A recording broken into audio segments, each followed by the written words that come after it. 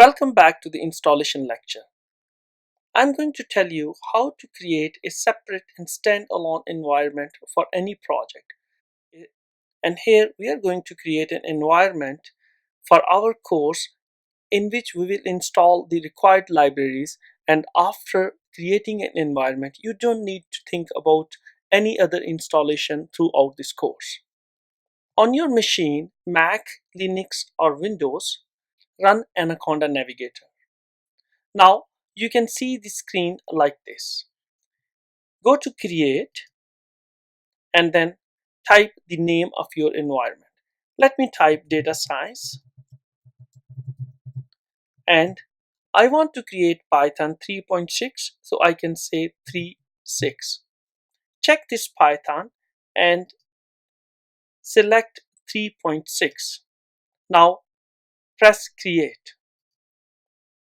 You can see this blue bar moving, which is telling you that it's creating an environment. So we are creating a new environment, Data Science 3.6, for our course. It may take some time depending upon your machine. So it is created now. Let's go to Home and make sure we are in Data Science 3.6, the environment that we have created. Let's install Jupyter Notebook first. So press install and you will install the Jupyter Notebook inside your newly created environment. It may take some time, so wait until it is finished. Now we are done. We have installed the Jupyter Notebook inside our newly created Data Science _ 3.6 environment. Let's go back to environment and click this arrow and press open terminal. It will open a new terminal or command prompt on your system. This data science _ 3.6 is telling you you are going to work inside this environment. We have already installed the Jupyter Notebook inside this environment. Let's type Jupyter Notebook and run this cell. A new window will pop up in your default browser. I have the course material folder on my desktop. Let's go to the desktop, and here I have the course material folder. Now you can see these subdirectories that we are going to learn during this course. All of these subdirectories include the Jupyter notebooks, the code files, and all other reading material. Go to New, click Python 3, and here you have the Jupyter notebook. This first cell is a code cell, and let's try to work within this cell now. This Jupyter notebook is actually a Python kernel running on your local machine. As we are going to create a new environment, what I suggest you type in !pip install pandas = 0.20.0 pip install matplotlib = 2.0.2. Once again the !pip install cbon = 0.7.1 and pip install, we need plotly = 2.4.1. Then we need cufflink pip install cufflinks = we need 0.12.1 version. So let's copy this one here and paste to save some time. So we also need scikit-learn for this course, and we need 0.2 0.20.0 version for scikit-learn. We also need NLTK for natural language processing, and we need 3.2.3 version for this thing. We also need NumPy, but I'm not going to install a specific version of NumPy for this course. Pandas and Seaborn are actually dependent upon NumPy, so if we install these libraries, we will automatically install the NumPy as well. So let's run this cell and it will take some time, and you can see you are installing all the required libraries on your machine. It will take some time because we are installing 1, 2, 3, 4, 5, 6, and 7 libraries here. And you can notice here successfully installed NumPy 1.18.1, Pandas 0.20, and if you scroll down, you can see the progress here. Successfully installed. These are the dependent libraries that we need for Seaborn, and they are automatically installing all the dependencies as well. So it may take some time. So you can see there's no more star. We have installed all the libraries and their specific versions on our machine inside the environment that we have created. Although we are not going to work with stats models and PyDot, but it might be a good idea to install these libraries as well. PyDot is very useful in case we want to print the tree in our decision tree learning lecture of the machine learning section. So exclamation mark pip install stats models and exclamation mark pip install PyDot. We don't need to tell which version we want to install for stats models and PyDot. It will automatically pick the latest versions here. So let's run this cell here, and you can see it is installing these two libraries. So it may take some time again, and its star is converted to 2, so we have successfully installed. There's no error. We have successfully installed stats model and PyDot. So PyDot 1.4.1 version is installed. It might be a good idea to check the versions that we have installed in our environment. So what we can do, we can import all these libraries, import NumPy, import pandas, import matplotlib, import Seaborn, import stats models we have, import plotly, import cufflinks, import sklearn, which is the scikit-learn, and we have also installed PyDot. Import PyDot and NLTK. So 1, 2, 3, 4, 5, 6, 7, 8, 9, 10. 1, 2, 3, 4, 5, 6, 7, 8, 9, and the 10th one is NumPy. So let's import them, and oh, you can see this warning here. This is just a warning here which is telling you some information related to IPython 4.0. So it is saying you have to install IPy widgets. So let's install pip install IPy widgets WID. So this is IPy. If we install this thing, so this is IPy. So let's run this again. Okay, so it is installing these IPy widgets. So it is installed. Now if we rerun these imports, we don't see any warning. So let's check the versions of these libraries that we have installed. It's very easy to check the version of these libraries. So we can use print, and the first one is,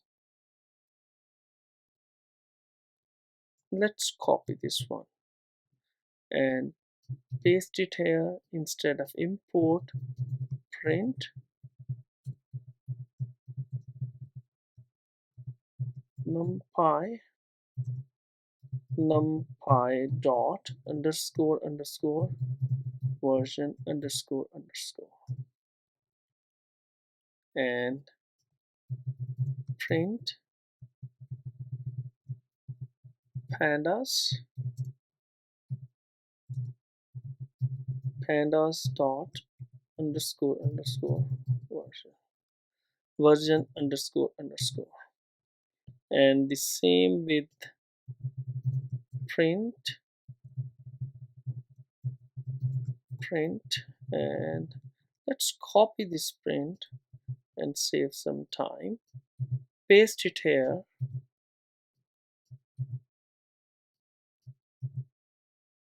so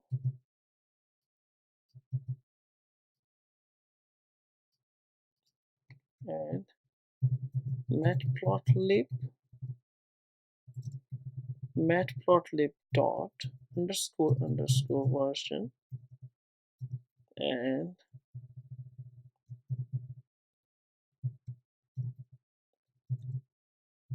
cbon dot underscore underscore version underscore underscore. This is the way to get the this is the way to know which version you are working with in your environment or in your machine, or in your environment or on your machine. So stats models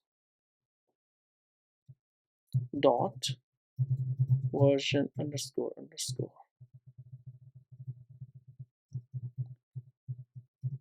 Another trick I can tell you, if you type PL and press tab, it will automatically fill the rest of the word here. And once again, the same stuff, underscore underscore version. So for cufflinks, the same thing, press tab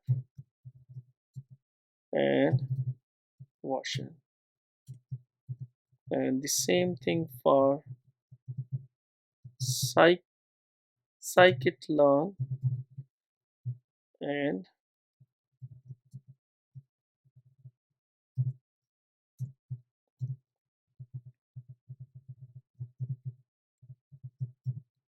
other libraries. So py press tab dot if you type v and press tab again, it will autofill for you, and nltk dot version. So let's run this cell, and here we have numpy 1.8.1, pandas 0.20, and all the required versions in our environment, and the environment name is data science underscore 36.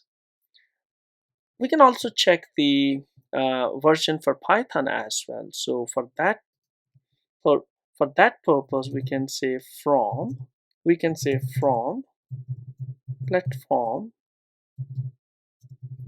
import Python underscore version, and run this cell, and then we can type in print our Python version is, and Python version with parenthesis after this. So let's run this cell. So here we are going to work with Python 3.6.10 and all these libraries during this course. So once again, let's go back and overview what we did. We started the Jupyter notebook, and installed all these libraries with the required versions. Note this exclamation mark, it tells the Jupyter notebook that we want to install this library, which is pandas, matplotlib, seaborn, or other libraries using pip command. You don't need to go to the command line to install these libraries, although you can go to command line and install these libraries as well. We installed two more libraries. We don't need them, but it's good to have them. And then we imported these libraries with their names. We're going to learn all these things, how to import and how to create alias and everything. Just take it as is at this stage. And then we check the versions for all these libraries, so we are good to go. We have all the required libraries installed in our machine, and now we don't need to install anything more than these libraries during this course. During this course, if you see I am suggesting and asking you to install any libraries, you don't need to worry about that thing. That is just in case if someone has not installed any libraries. So we are done with this environment. I hope you will find this very easy and convenient to create your environment. And see you in the next lecture where we are going to do the real data science. One thing I want to mention here, creating an environment is sometimes not trivial. This is not really a part of data science, and I don't have any control on creating environment in your machine. If you find any difficulty or any problem, you can ask me, write in the comments, and I can try my best to figure it out. However, the easiest way to do is Google your question and you will find lots of tricks and tweaks to figure it out. One more thing I want to tell you about the Jupyter notebook. Let's go to the command line or terminal and type in Jupyter notebook. Before typing the Jupyter notebook or running the Jupyter notebook, it's good idea to see in which directory we are in. If I look at my computer and type in pwd on the command line or terminal and run this command, you can see that I am in the course material folder, which is on desktop on my machine. I recommend you guys to put the course material folder on your desktop and move into that course material folder.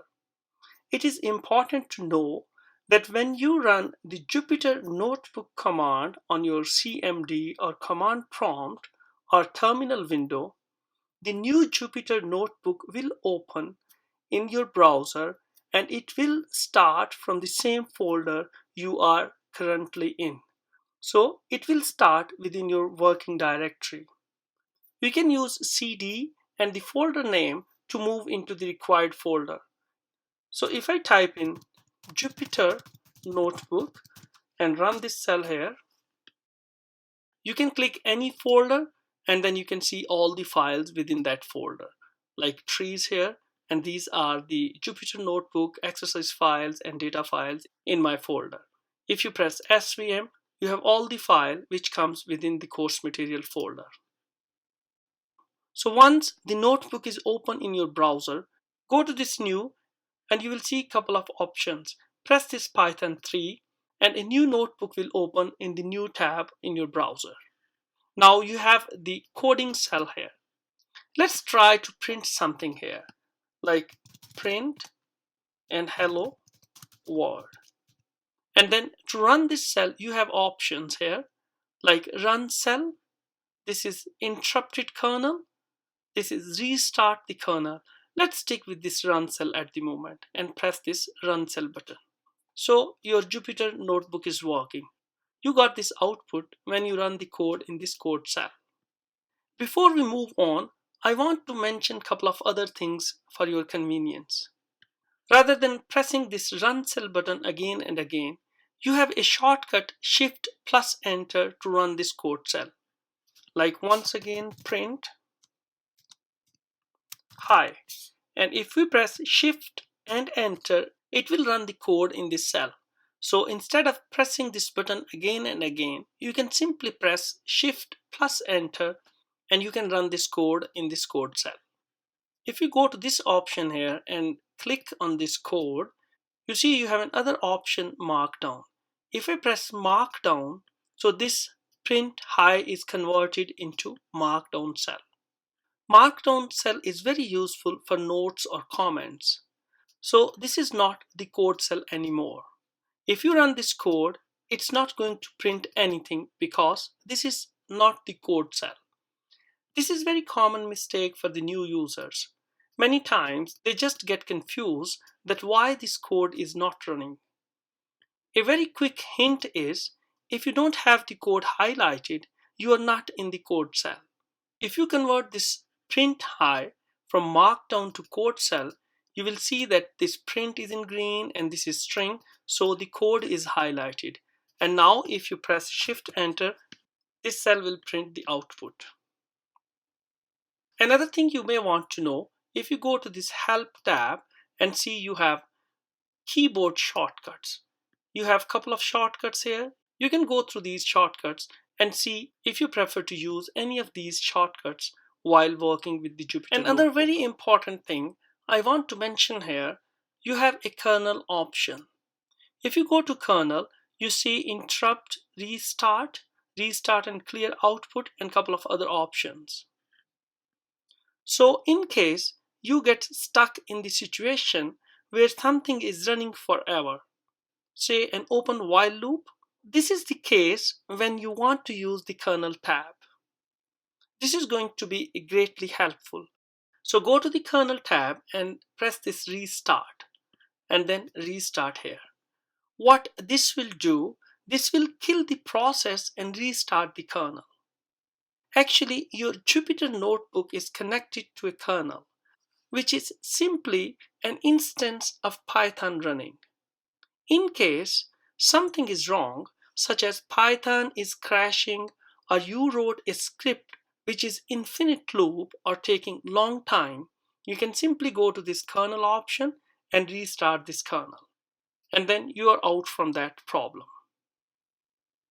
Another thing you may want to know, if you go to File and you see Download As, you have a couple of options. Notebook.ipy, NB, .py, HTML, MD, and lots of other options. So you can download this Python notebook in all these formats. So I believe this is quite sufficient for you guys about Python notebook at this stage. Just to remind you, shift plus enter if you want to run the cell. And another thing, the Jupyter notebook will start in the folder where you are in the terminal or CMD. If you want to change your working directory, you can change it first. Another quick reminder here, question and answer forum is greatly helpful. If you have any difficulty in installation, please post your question in question and answer forum, and I would be pleased to help you out. Remember, Google search is very helpful for most of your questions as well, because you are in a very big community now. The last point I want to mention here, I will try my best to keep the recording pace within an average range with pauses accordingly. It is very important so that everyone can follow the instructions in the lecture. However, if you want, you can control the recording speed during lecture according to your requirements.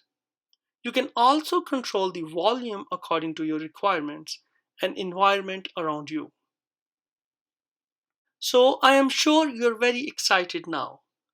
See you in the next lecture where we are going to start the real work. Good luck. So at this stage, I hope you are ready to move on to the real work in the next lecture. I just want to remind you, if you have a question, the very first thing you should do, check in FAQs section to find the answer. If you don't find your answer in FAQ section, go ahead and search question and answer forum. Use the most appropriate keyword during your search.